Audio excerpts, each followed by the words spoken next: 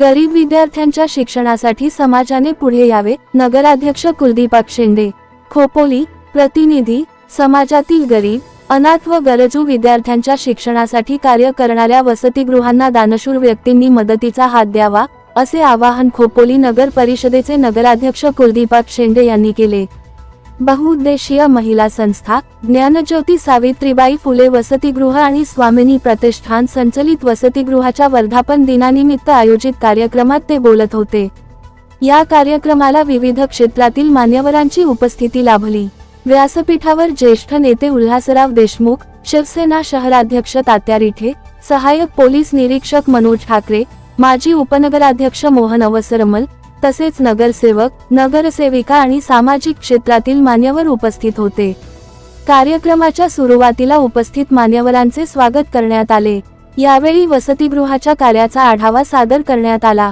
संस्थेच्या माध्यमातून अनेक गरजू विद्यार्थ्यांना शिक्षणाची संधी उपलब्ध करून देण्यात येत असून काही विद्यार्थ्यांनी उच्च पदांवर मजल मारल्याची माहिती यावेळी देण्यात आली।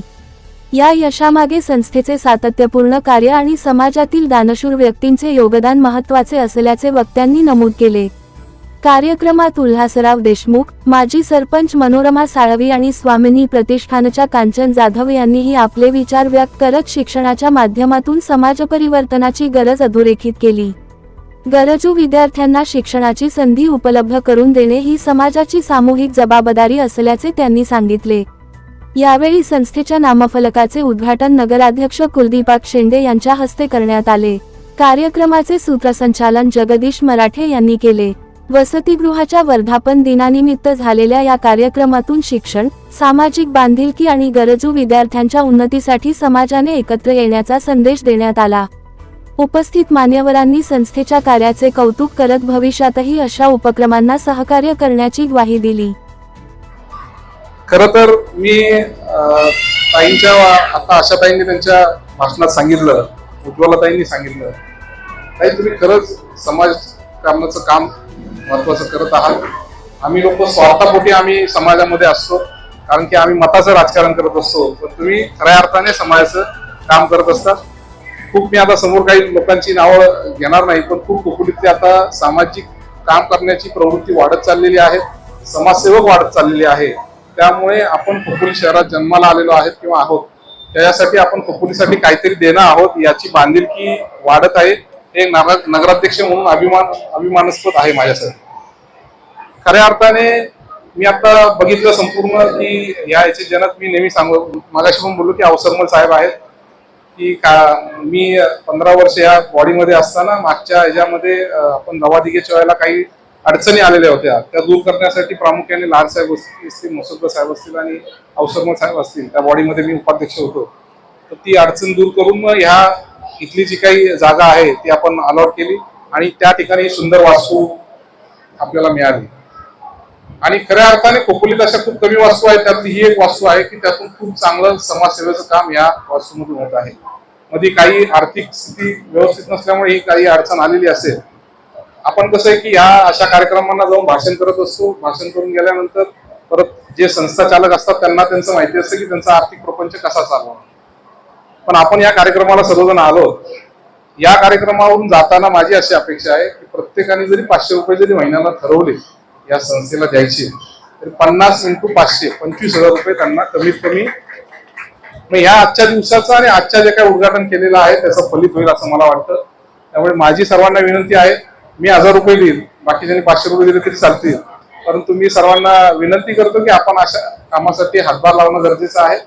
कारण की काही परिस्थिती आता ताईंच्या बोलण्यातून ऐकली की एवढी, आणि आता परत महागाई वाढायचं भविष्यात दिसतंय की युद्धामुळे महागाई वाढू शकते आणि अजून परिस्थिती बिकट होऊ शकते। तर आपल्यापेक्षा जर खाली दलित वस्तीतील असतील किंवा बाकी घटकातील असतील की ज्यांना आपल्याला जेवढी मदत करता येईल त्यातलं हे माध्यम आहे। माझी तुम्हाला सर्वांना विनंती आहे की या माध्यमातून आपला एक थोडासा खारीचा, आपण कसं असतं घरात मुलाने पिझ्झा मागवला तर हल्ली पिझ्झाच बिल 350-500 रुपये होतं एका दिवसाचं, तर का नाही आपण एक महिन्यासाठी 500 रुपये दिले तर काय हरकत आहे।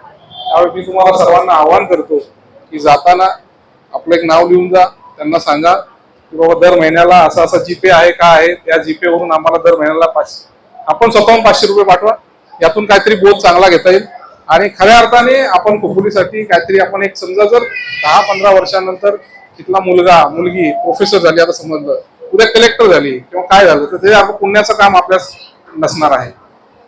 मी जास्त काही बोलत नाही. भाऊंनी खूप चांगल्या प्रकारचं मार्गदर्शन केलेलं आहे. वरती मी गेलो होतो तर पत्र्या खाली वरती खूप काम आहे एकदम टॉप फ्लोअरला. मी तुम्हाला आश्वासन देतो काही की या 2-3 महिन्यामध्ये ते काम तुम्हाला पूर्ण करतो आणि वरती एक रूम आपण तयार करू की जेणेकरून पावसाळ्यात तुम्हाला त्याचा त्रास कमी होईल. मी जास्त काही बोलत नाही. एक पुढच्या वर्धापनाच्या दिवशी 50-100 माणसं व्हावं अशा तुम्हाला शुभेच्छा देतो. कुठली देणगीदार, मुली नाही, देणगीदार, की जेणेकरून चांगलं काम होऊ शकतो.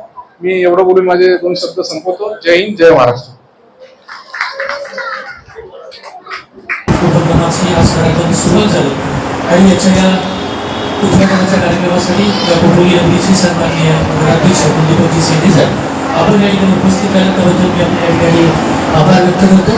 त्याचबरोबर या ठिकाणी उपस्थित माननीय विलासरावजी देशमुख साहेब, माननीय मोर्चे वसईकर साहेब, काकारेखे साहेब, दिनेशजी थोडे, विविधताई साळवी, त्याचबरोबर सन्माननीय जितेंद्रजी संपर्क तथा परिषद सभापती माननीय किशोर जोडी यांचा हा कार्यक्रम या ठिकाणी संपला असं मी जाहीर करतो. धन्यवाद. आज परत पाहता या संस्थेचं अध्यक्षपद मला संस्थेचे पहिले कार्यवाहक बेबीताई साळवी तसेच आशा मॅडम आणि उज्ज्वला मॅडम ह्या ही संस्था चालवत होत्या. मी त्या संस्थेचं काही भार होते, काही जिम्मेदारी मी घेतल्या होत्या, त्या मी त्यांच्याबरोबर निभावल्या होत्या आणि हे चांगलं काम ते समाजामध्ये करत असताना प्रत्येक वेळेला मी म्हणजे मला उणीव वाटायची की मी या संस्थेसाठी कार्य करेन आणि ही संस्था वाढवण्याचा प्रयत्न करेन. तो आज वसा मला त्यांनी माझ्या हातात दिलेला आहे. कारण खरं म्हणायचं झालं तर हे एक रोप आशाताईंच्या आई ह्यांनी लावलं होतं. त्या मुलींना खूप छान सांभाळत होत्या आणि तो आज त्यांचं वयामानानुसार त्यांना ते लक्ष देणं जमत नाही आणि तो वसा आज आमच्याकडे दिलेला आहे आणि त्याचं संगोपन चांगलं करण्याचा प्रयत्न मी नक्कीच करेन. धन्यवाद.